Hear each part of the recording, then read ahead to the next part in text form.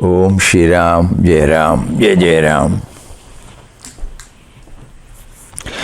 Most of you might be knowing that we are coming from Anandashram, a spiritual center established by Gurudev, Param Pujya Papa Swami Ramdas, endearingly called by devotees as Papa, Swami Ramdas, and then Pujya Mataji Krishnabai. In 1931,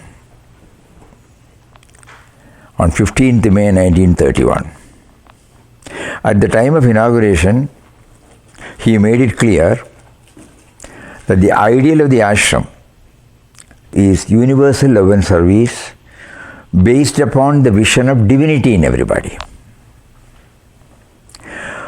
That which is common in all of us. The moment we start identifying the common factor, we cannot but love, we cannot but serve. For that, he has given us a triune path: Nam, Seva, Dhyan.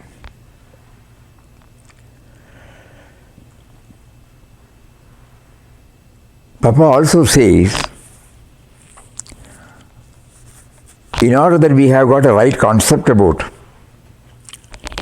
the life principle, God, the core of our being, it is always better to go to the source of all our sources. Normally, when we think about the source, we think about our parents. We came from them. No doubt they are the instrumental cause. Later on we start thinking, they were also born to their parents.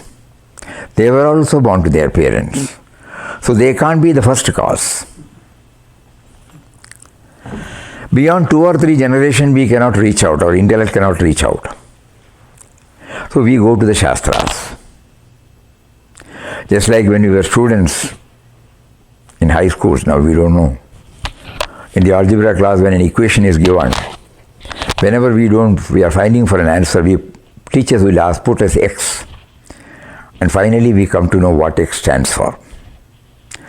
Similarly, we go to the Shastras, since our intellect cannot reach beyond 2 or 3 generations. So there in Srimad Bhagavad Gita, Lord Krishna says, I am the eternal seed of everything. Bijam Mam Sarva Bhutanam. So that uncaused cause, the first cause, primary cause, that is responsible for our very life. The present me and mine in us was not there at that time. One saint did put it beautifully, that we were not consulted when we were conceived. We had no role in it. When my mother conceived me, and later on for the next 9.5 to 10 months, I was blessed with 200 odd organs, In there also, this me and mine had no role. Afterward, the moment they came out, I did not bring anything. I need the basic things: the air to breathe, water to drink, earth to exist, space to move about, 98.4 degrees to keep me alive. We need sun, rain, metals, minerals, gases, trees, vegetables, fruits, pulses and whatnot. All these things suddenly we realize now that it has been provided by Mother Nature, whose cause also we don't know. As we start growing, we need lot of creature comforts. We did not bring anything. The same power who is responsible for this Mother Nature, the same power which is responsible for our very life, also started prompting the human being segments to bring out one by one. When there is no specs, he made somebody to think about it. When there is no dress, he made somebody to think about it. When there is no building, he made somebody to think about it. Just like that, you stretch yourself to anything that you use, including the language, when there is no language. Brush, paste, soap, wash basin, commode, automobile, mobile, road, anything we name. Right from the morning we start using it. So through his selected instruments, one by one, and at some stage, we started thinking about me and mine. And now we start dealing with men and matters from that level. We hardly go back to our source. So Papa said, universal love and service based upon the vision of divinity in all. The moment we try to find out the common cause, the common factor in all of us, the common denominator in us, the affinity toward the creation becomes wider and wider. So for this he has given the triune path, Nam, Seva, Dhyan. Just like we said X, we give a name to that power. Any name that we are comfortable with. So in his case, he gave the name Ram. And he defined what Ram stands for. The subtle and mysterious power.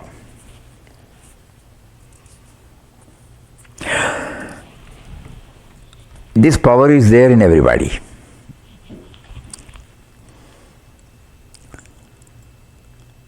So to constantly remember, we use chanting of his name. Any name we are comfortable with. None of us will be able to chant throughout our waking state because he has given us family, profession, society. So in these three tiers when we are getting involved, normally we may not be able to chant. The purpose of chanting is to remember him. So he says, whatever we do, right from the tiniest to the grossest, we bring in a touch of love, a touch of perfection, a touch of dedication, a touch of gratitude. We have not brought anything, Anything we handle. It should start from the minutest. When we open the tap and close the tap. The moment we get up from the bed, we keep the bed all right. We have been doing it as a matter of discipline. Now we are trying to bring in one more dimension. When there is no bed, he made somebody to bring. When there is no bedspread or pillow, when there is no cot. So we try to bring in this when we go to office, any professional work. So there is no divide between spiritual and mundane. Everywhere we try to bring in this love dimension, perfection, excellence dimension, gratitude, and we do it as a dedication. Whether at home or in the office or with friends. So he said, our outer activity should be compatible with inner aspiration. Inner aspiration is to remember that power. And then when we come back, at least if we can spend 5 minutes, 10 minutes, 15 minutes to go inward, to get ourselves connected with the source. So here he gives a brief explanation. Life is the expression of Atman.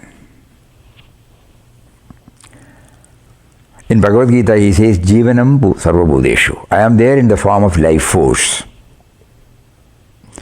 So when we close our eyes and chant his name,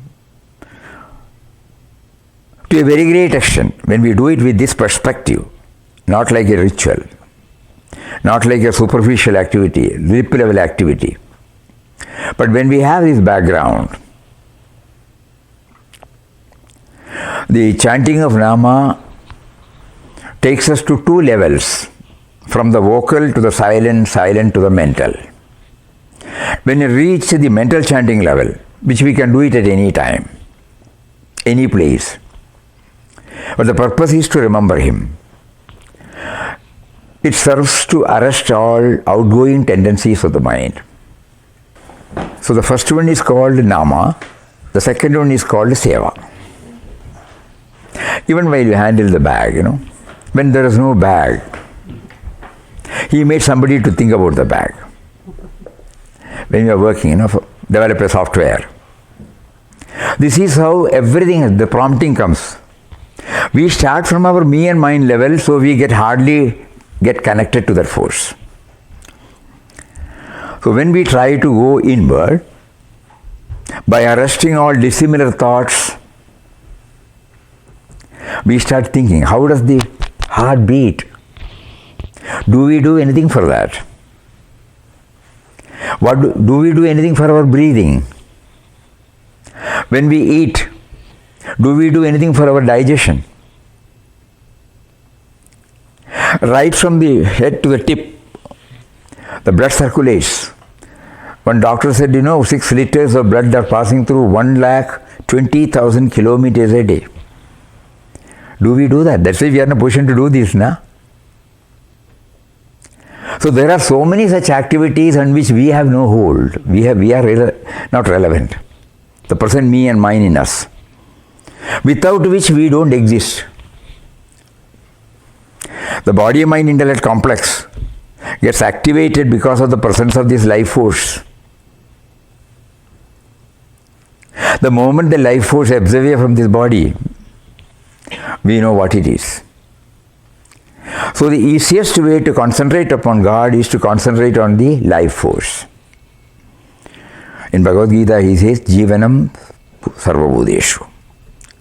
I am there as a life force in everything. And so in our inward journey, which is called dhyana, we try to concentrate upon this, and then slowly we will see where from this nama comes. By constant, regular practice, everything we have learned only through practice, repeatedly performing, consciously performing, knowingly doing. All these factors help us to involve ourselves totally in that. Similarly, when we extend the same formula to this chanting, Papa used to say, I am chanting the name of one who is within me, who is making me to chant, but for which the chanting cannot take place. In a few minutes, probably the mind may go out. We open the eyes and restart whenever it's possible for us. So in this way, we will be trying to get ourselves connected to the source from which we have come.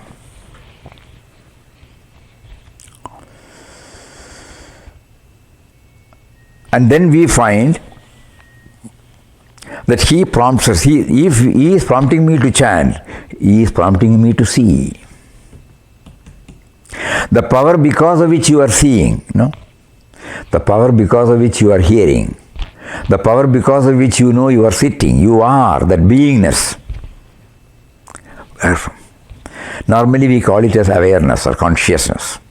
So he is there in the form of life force, he is there in the form of awareness or consciousness, and all the intelligence, Now this banana is there, okay. Banana is a gift of Mother Nature. But somebody should declare, He declared, the prompting was given to him originally, made him to deeply ponder over it. That intelligence. There was no guidance before, primordial intelligence, for which there is no cause and effect theory. It just intuitively he must have felt. We all have a coffee plantation background, for example. So coffee is a berry, on a plant. Think about the person who first identified the coffee. It has now become a major industry. It's a berry, ordinary berry. We have been told that in Ethiopia, a person who was taking care of goats, he was traveling through a forest area.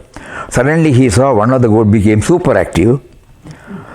And then, the probing nature in him made him to trace, because they have got a habit of eating everything. So he was able to find out one plant and a ripe berry, juicy thing was coming out, and that was the beginning. Later on again, so the first person to identify, the first person who saw the paddy, paddy is a gift of Mother Nature. We don't know the first paddy. Seed paddy we don't know. But as soon as the paddy was seen by a human being, the same power prompted him to go deep into it, remove the husk, and the rice came. We say it's rice now. There was no labeling at that time. And then the prompting to boil it, the prompting to grind it, all these things came out. So God stands for that intelligence. In Bhagavad Gita he says, Bijam mam sarvabhutanam buddhir buddhya. I am the intelligence of the intellect. Viddhipartha sanadanam buddhir buddhidam asmi tejas tejasvinamaham. So I am the intelligence of the intellect. So the three things are there for enabling us to start with. First is the life force. Second is awareness or consciousness. Third is the intelligence. He is so many, but to start with. So when we start dealing with it, every object that we are dealing with, every object we come across, every person we come across, every situation we come across, it must have an origin.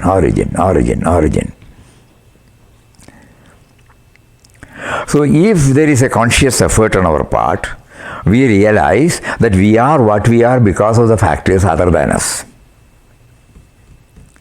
When this much we have traveled, what is it that we have to do? What is the purpose of my life? When I am enjoying so many creature comforts and the basic needs of my existence by Mother Nature and society, should I not pay back? Should I not be a part of the whole scheme? And he gives the prompting. So we choose various lines. So when you are working in a company, though previously we were thinking we are an employee, we are trying to do our best, we would like to improve our creature comforts, we would like to have more and more security in our life, we want to make provision for so many things. It's all right, everything is valid. But along with that, we also try to improve. Insert one more dimension. Whatever I have been assigned with, I bring in excellence. Just like when we dress ourselves, we don't know the person who first conceived. We were told in the history class that our previous people were wearing barks of the tree. So imagine the first person who conceived the dress. So similarly, what is it that I can do? With all that you have given, you gave me a body-mind intellect complex, you gave me an alert mind, vigilant mind, and you provided all the raw materials before me. And through various persons, you gave me opportunity. In professionals, we can say the company. He made somebody to think about that company, first concept. And then he made that you come to know of it through some means, advertisement or something. Then he made you to apply for it. And he made you to get selected. And whatever you produce through that company, it reaches out to unknown people, Think about it.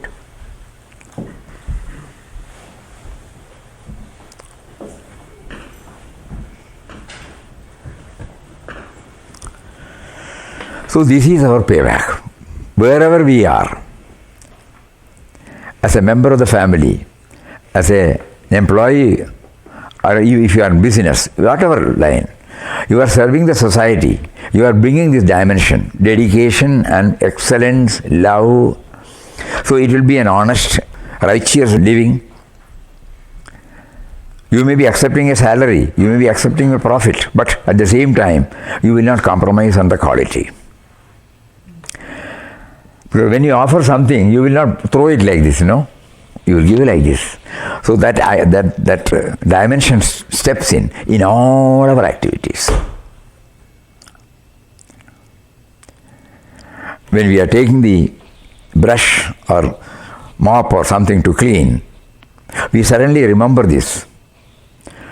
So this is also an act of service. Everything becomes an act of worship. I don't know whether you have heard about Vinoba Bhave, one of the disciples of Mahatmaji, Gandhiji.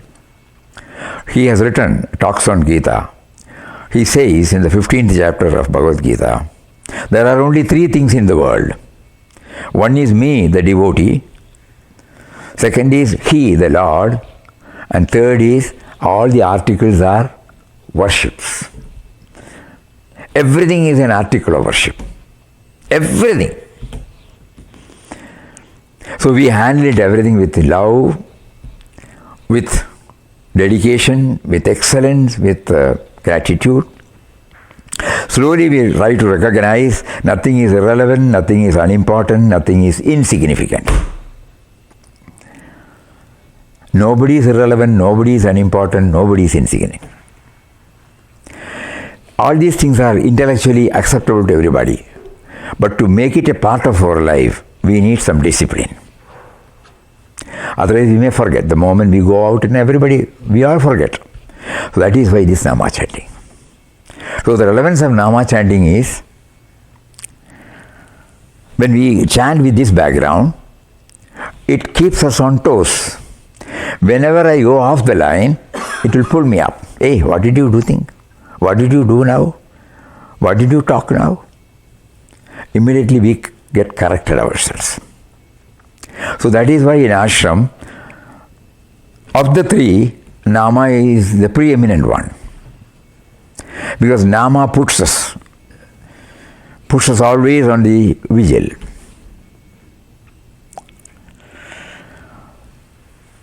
And we don't have to change anything. Wherever we are. So there is no divide between spiritual and worldly.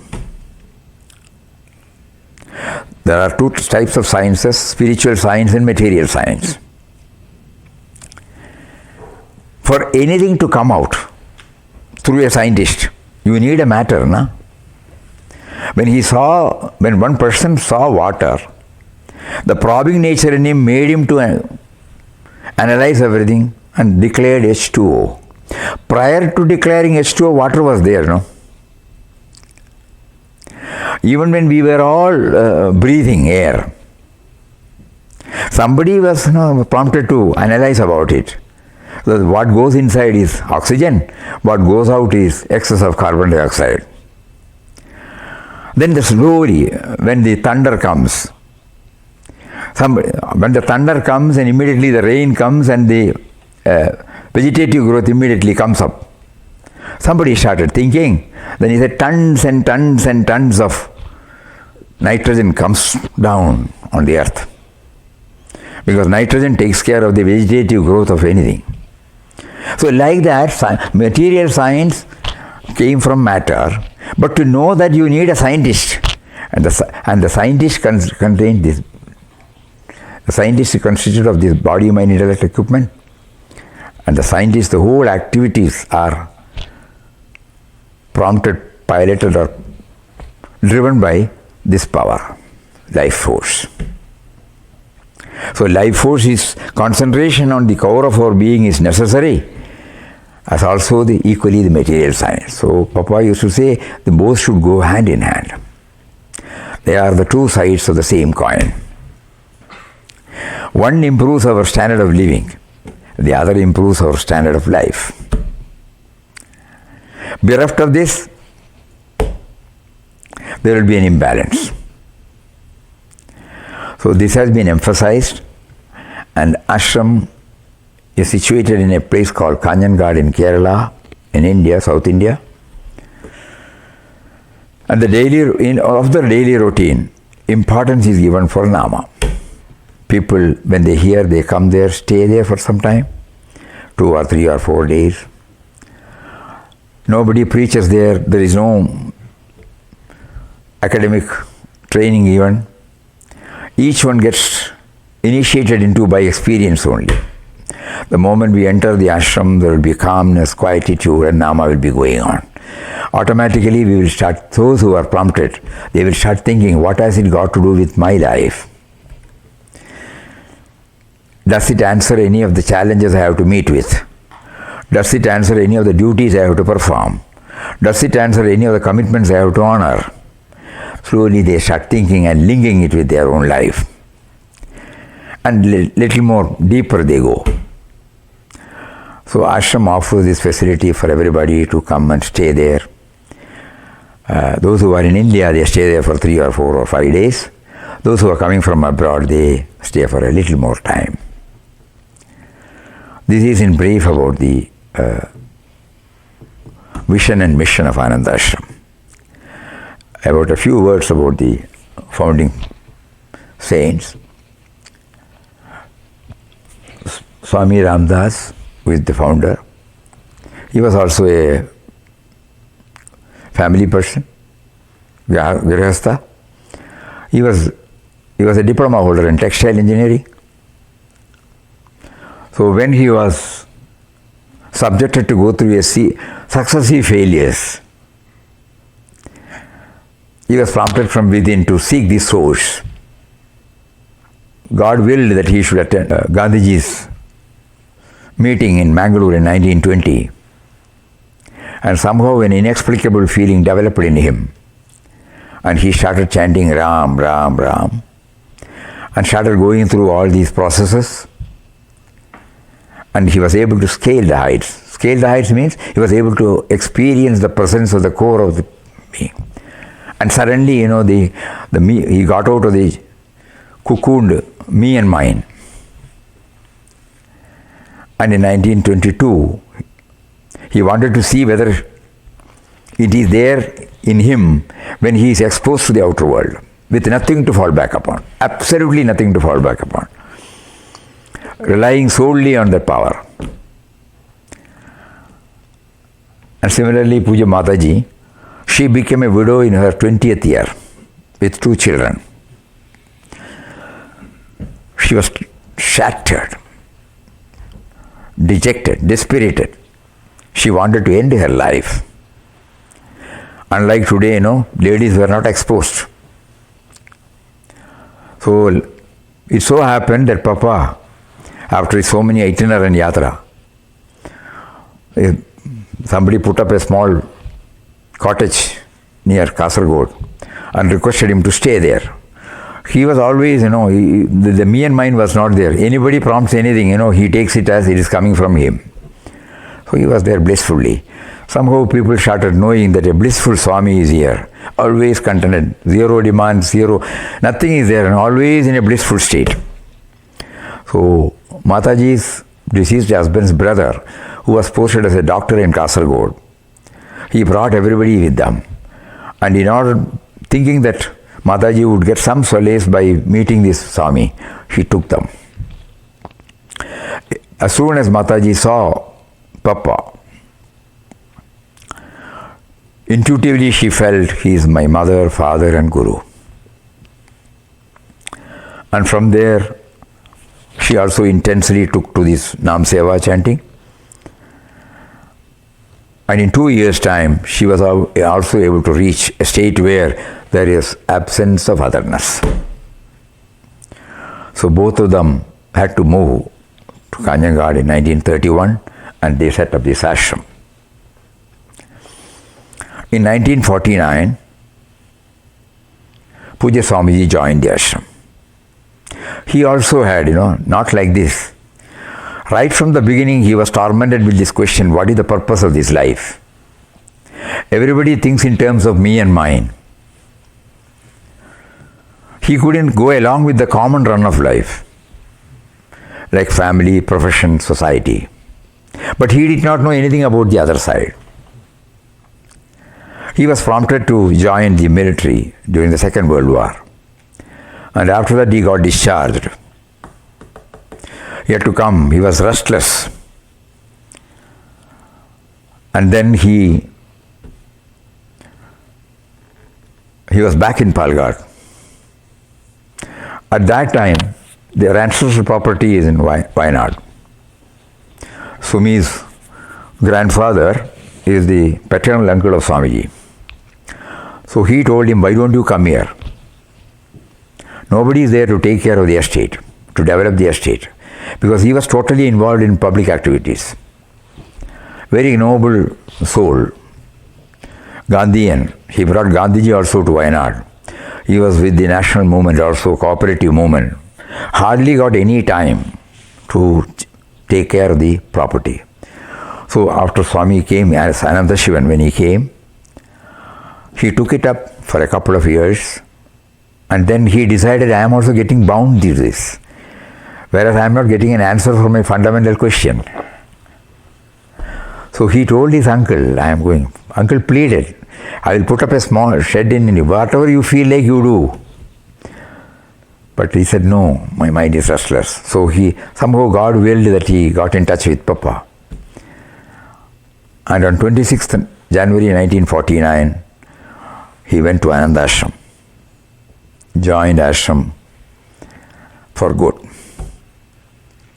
But while we say Papa stands for bliss absolute,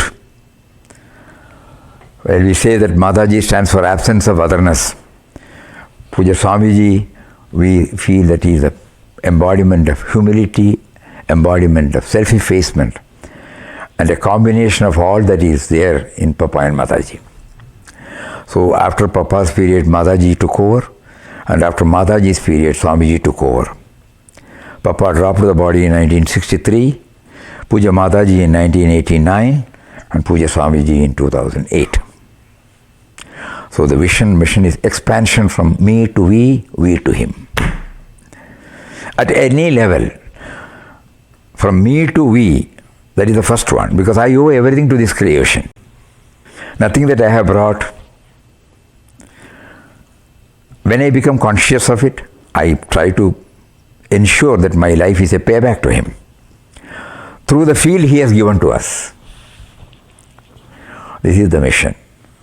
Whenever any of you happen to plan for visit to India, please make it a point to come to Ashram and stay at least for a couple of days.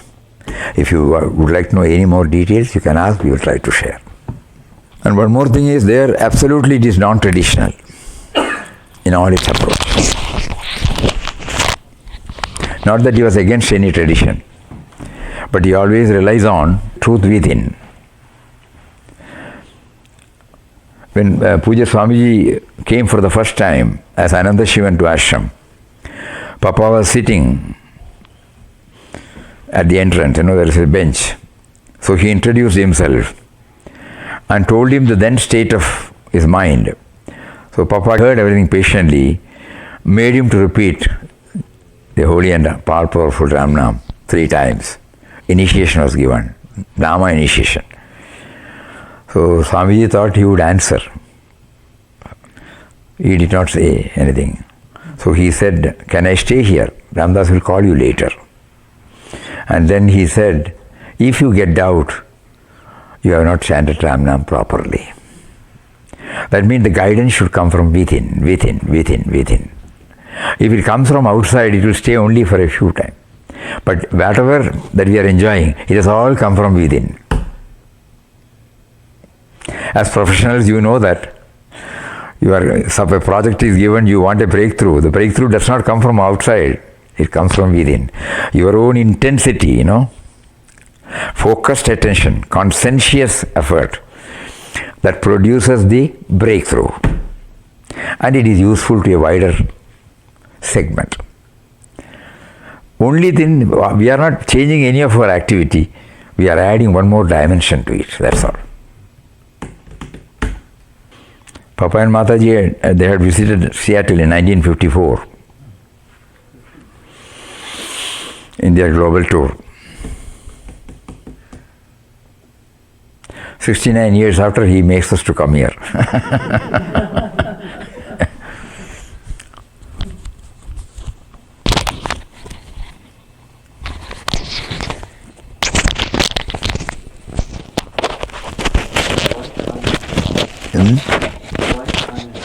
Why was ashram established in Kanhanwar?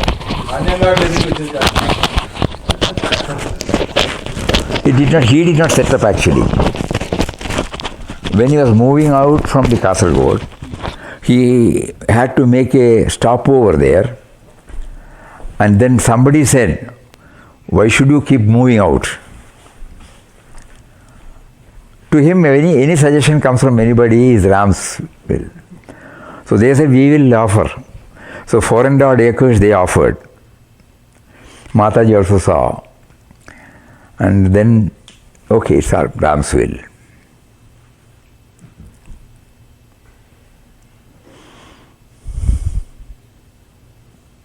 But the inaugural address is very powerful, thought-provoking.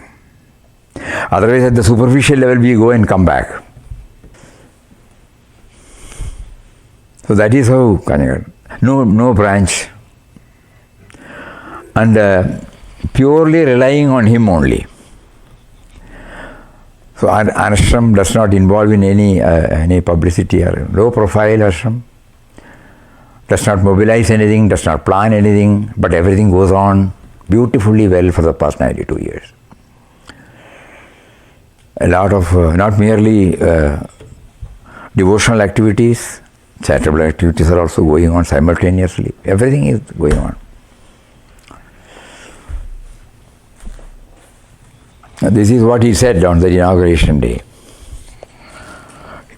After scaling the heights, he never uses the word I.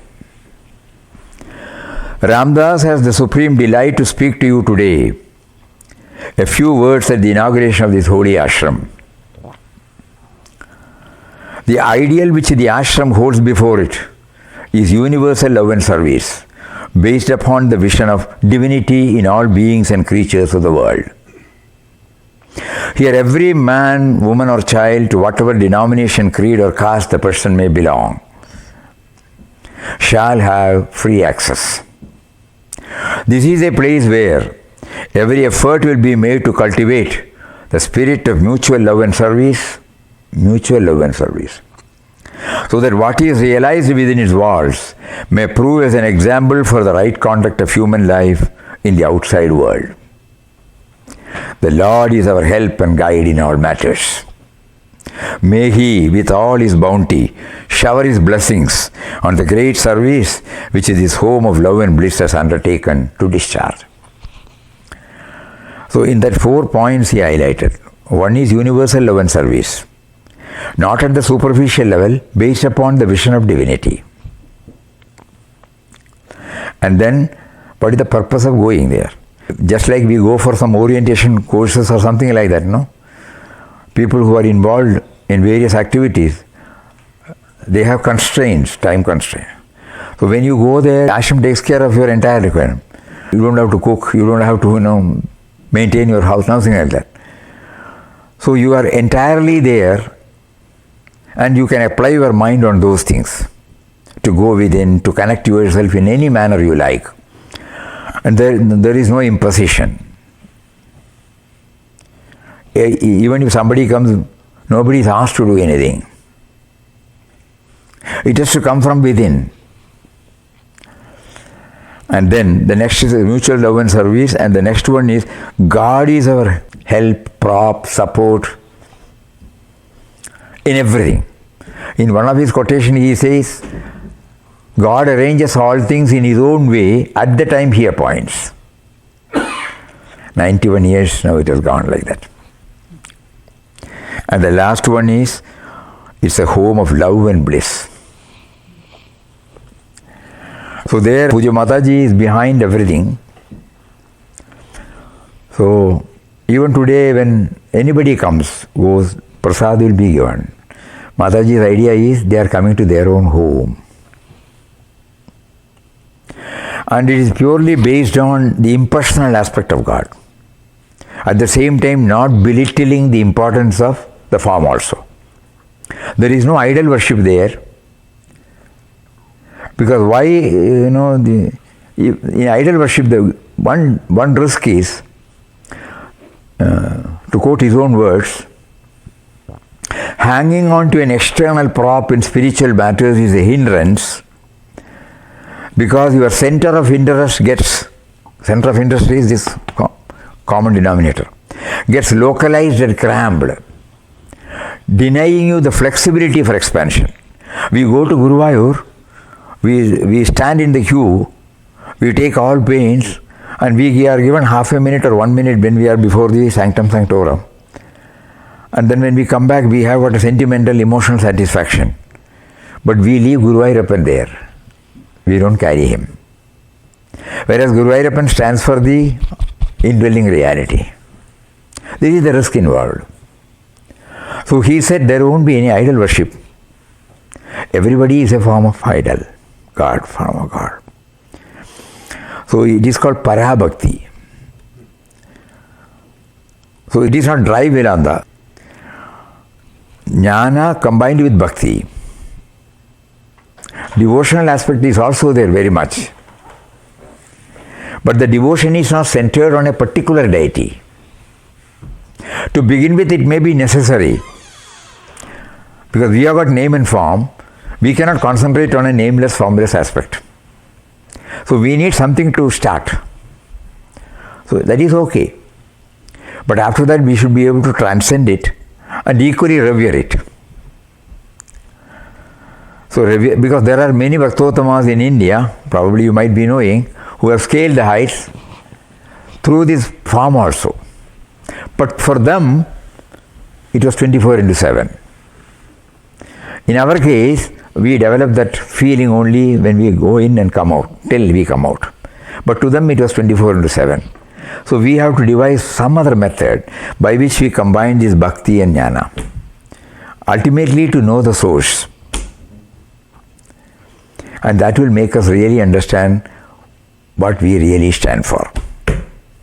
Now there is an image of ourselves which started from after we came to this world after some time. And when we touch the source, the sense of individuality will remain, but with a different dimension.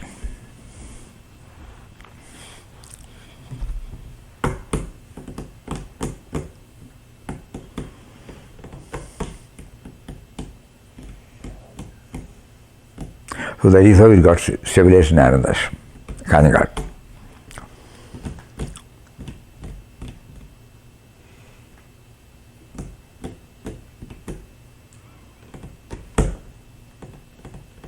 Swami, what was your calling?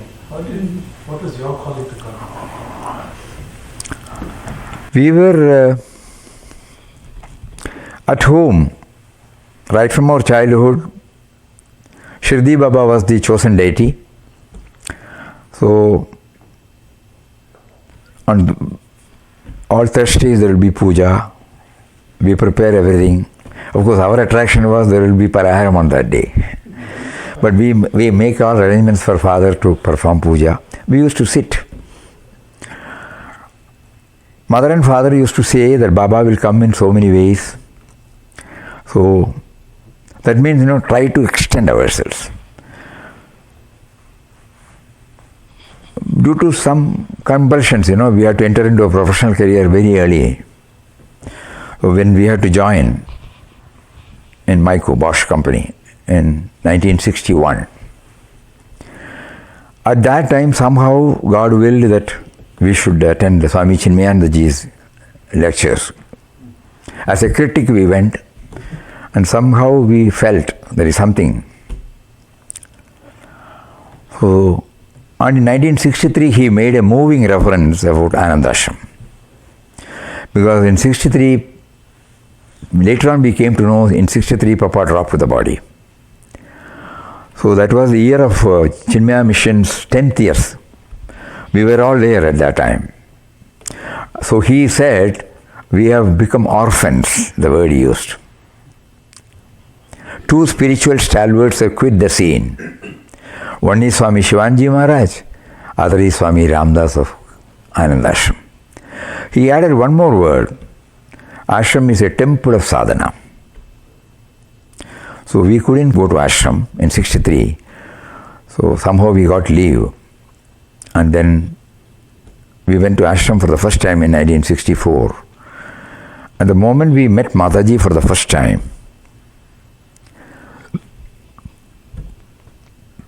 suddenly she made us to feel, not in words, that whatever we may do under the banner of spiritual discipline, ultimately you should aim at a stage where there is absence of otherness. Anyattam illata avastha. And she was not only a spiritual mother to everybody, she was an earthly mother to everybody.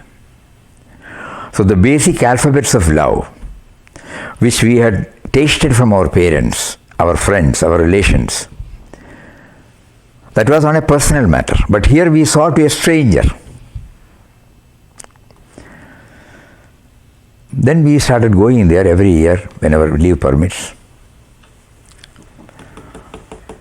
That is how he willed that we should get connected with the line of thinking. And 68 we resigned the job, then moved back to Wayanad, where we were working with another Jain who was trying to bring all these spiritual values in workaday life. It made us to get confirmed that spirituality is not divorced from common run of life. And every year we spend some time in ashram, spend a lot of time with Mataji, later on with Puja Swamiji also. And in 89 when Mataji dropped the body, we rushed up. At that time, somehow things changed in a different way. So we started going to ashram for 15 days in a month. We were in Wayanad, in a separate place, alone. It was a nice area. But at the same time, somehow the prompting came that we will work for 15 days in the ashram, 15 days in our own place. Anyway, God willed that slowly, that 15 days become 20 days, 1 month, and ultimately we have to wind up the Wayanad establishment and join there.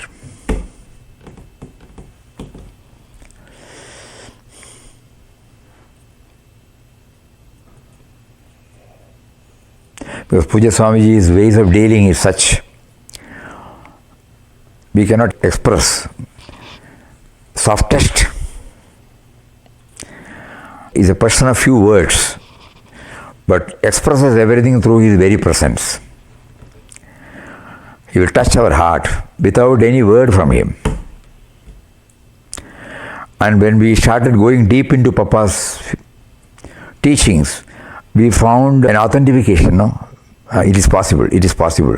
When we said nothing is irrelevant, nothing is unimportant, even when he switches off or switches on, when he takes his stick, when he puts his chappal, when he removes the chappal, when he starts writing, when he takes the pen and takes anywhere we can see a touch of love, touch of perfection. So we had the privilege of observing at a closer level. So it is not a thing that is on the intellectual plane or an academic level, but there is a joy in it when it comes down and percolates into our thoughts, words and actions. That is why all these three continue to inspire visiting devotees, though they have dropped their body.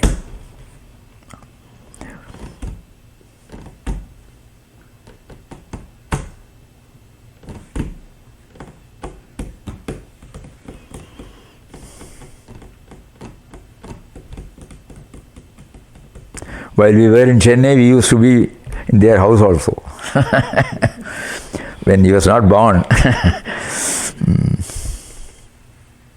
I think we are seeing after 20, 30 years, 30, 40 years. At the time of Gopi's marriage, after that we have not seen.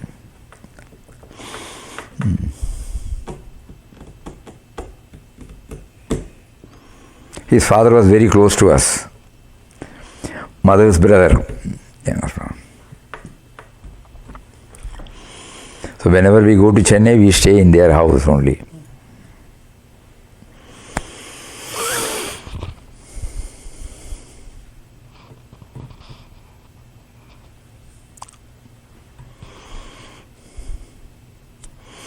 Can I have Ram now? And close the session. Om Shri Ram Jai Ram Jai Jai Ram Om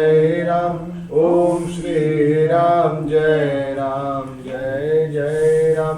Om Shri Ram, Jai Ram, Jai Jai Ram. Om Shri Ram, Jai Ram, Jai Jai Ram.